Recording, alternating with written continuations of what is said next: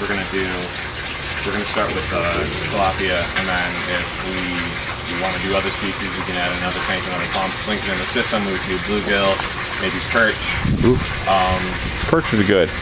Perch is good, but it's like hard to regulate the temperature. For them? They're really like a cold water fish. Yeah. Not cold water, but a cooler water fish. So bluegill and tilapia would be our easiest bet.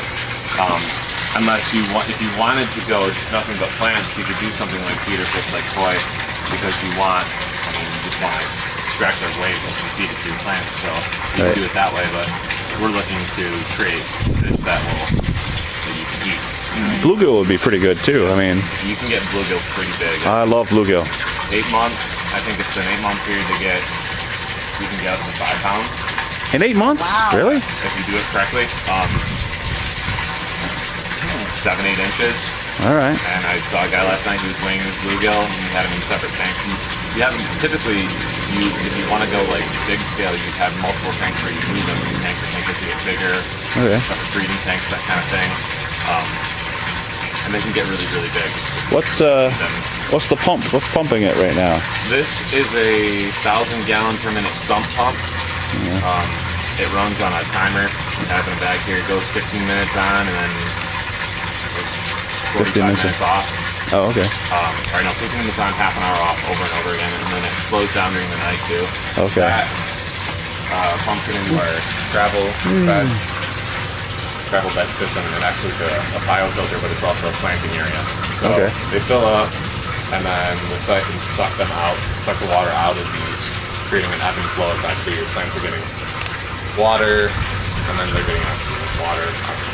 Oh, okay. The bacteria that grows in here is what basically strips the nitrates out of the water. Okay. Turns them into something that plants can use. That over here.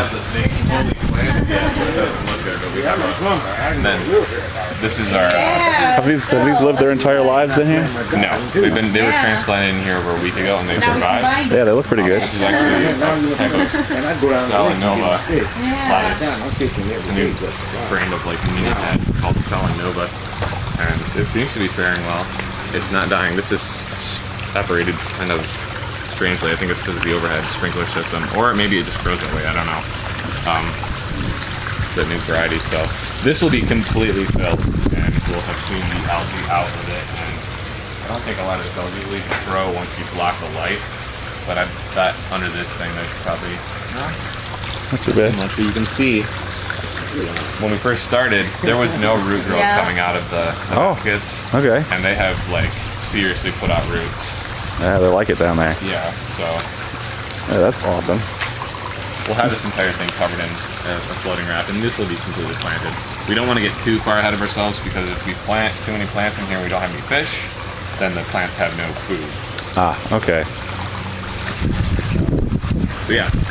That's cool. And then this